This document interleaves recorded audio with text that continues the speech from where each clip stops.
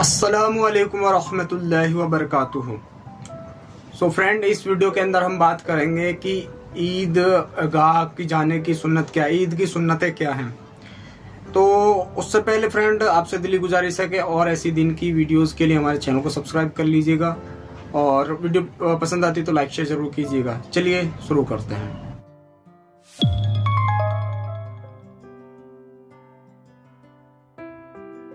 तो शुरू करते हैं यहाँ से कि ईदगाह मतलब ईद के दिन की जो सुन्नतें हैं कि अल्लाह के रसूल सल्लल्लाहु अलैहि वसल्लम ईद वाले दिन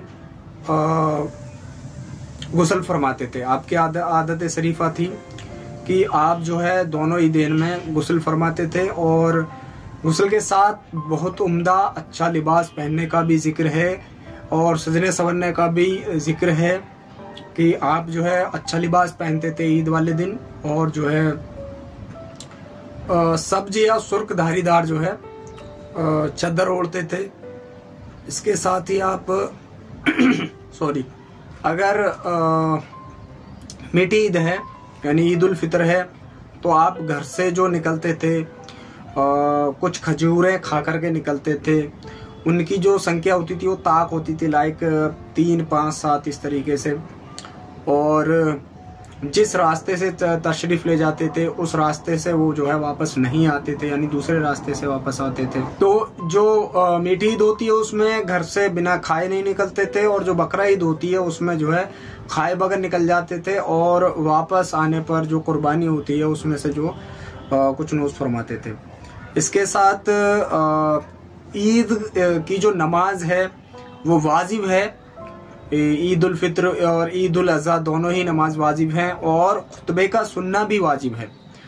तो ईद की जो नमाज फ्रेंड होती है वो मैदान में बड़ी जगह होती है, ईदगाह में होती है। इस चीज़ का आप ध्यान रखिएगा। और कोई मजबूरी परेशानी कोई हालात ऐसे तो मस्जिद में भी हो सकती है।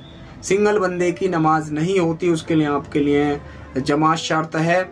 और अल्लाह के रसूल सल्लल्लाहु अलैहि वसल्लम जब ईदगाह जाते तो वो पैदल का जिक्र है कि आप पैदल जो है तशरीफ ले जाते। और ईदगाह में जाते ही फ्रेंड ऐसा नहीं कि वेट करना या जो है कुछ मतलब कि कुछ बयानात करना, ऐसा कोई जिक्र नहीं है। जाते और फौरन जो है बिना अजान और बिना उसके ही जो इकामत के जो है नमाज शुरू कर देते। नमाज के बाद 2 खुतबे होते हैं। तो जो खुतबे होते हैं वो सुनना वाजिब है। और जो ईद उल फितर की जो नमाज जो अल्लाह के रसूल सल्लल्लाहु अलैहि वसल्लम फरमाते उसको थोड़ा मतलब इत्मीनान से आहिस्ता से, इसमें जल्दबाजी नहीं करते। लेकिन ईद उल अज़हा की जो नमाज होती थी उसमें आप जो है मतलब जल्द से उसको पढ़ा दिया करते थे क्योंकि कुर्बानी का तकाजा रहता है। और इसके साथ ही अल्लाह के रसूल सल्लल्लाहु अलैहि वसल्लम जो खुतबा फरमाते थे वो खड़े होकर के खुतबा फरमाते थे। और जो ईदगाह जाते हैं ईद उल फितर में तो जो एक तकबीर है अल्लाहु अकबर ला इलाहा इल्लल्लाहु अल्लाहु अकबर वलिल्लाहिल हम्द, मीठी ईद पे इसे आहिस्ता पढ़ते हुए जाते थे और आते थे। और बकरा ईद में इसको जो है कसरत से पढ़ने का जिक्र है। और इसके साथ अल्लाह के रसूल सल्लल्लाहु अलैहि वसल्लम यानी कि ईद की जो नमाज होती है उसमें 2 रकात होती हैं और ईद उल फितर की जो नमाज है वो वाजिब है। और ईद उल फितर की नमाज से पहले कोई भी नफिल सुन्नत वगैरह की नमाज नहीं होती। आपने देखा होगा बहुत से लोग जो है ईदगाह में जाकर के नमाज पढ़ते हैं। कौन सी पढ़ते हैं मुझे नहीं पता। अगर वो फर्द की नमाज पढ़ते हैं तो देखिए वो एक अलग चीज़ है, लेकिन उससे बढ़िया है कि आप अव्वल वक्त पे उसे फजर के टाइम पर ही उसको पढ़े। ईदगाह में जाकर के इस तरीके से पढ़ने से पता नहीं लोग भी पढ़ने लग जाते हैं, वो समझते हैं कि किस तरीके की कौन सी नमाज पढ़ी जा रही है।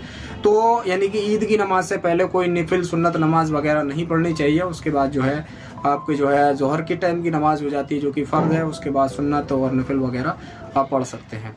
तो ये थी ईद की जो कुछ सुन्नत है। इसमें आपको लिबास वगैरह इत्र वगैरह लगाने का और जो भी सुन्नतें हैं वो सारी की सारी। और उसके साथ साथ आपको जो है एक चीज़ का और ध्यान रखना पड़ेगा कि ईद उल फितर में जैसा कि आप सभी को पता है कि मीठा बनता है, सेवइयाँ वगैरह बनती हैं। तो हमारे जो नॉन मुस्लिम गैर मुस्लिम भाई हैं उनकी भी आपको थोड़ी सी देखना चाहिए कि जिनसे मेल मिलाप ज़्यादा है तो उनको दावत करनी चाहिए। इसके साथ ही फ्रेंड हमें एक चीज़ का और बहुत उससे ध्यान रखना पड़ेगा कि ये जो फितरा होता है वो फितरा बहुत ज़्यादा ज़रूरी है। और बेहतर ये है कि आज ही के दिन अगर आप देख लो, क्योंकि माह रमज़ान का टाइम जो है बस आज का है, उसके बाद माह रमज़ान जो है का महीना जा रहा है, एक का 70 मिलने का जो सवाब है ख़त्म हो जाएगा।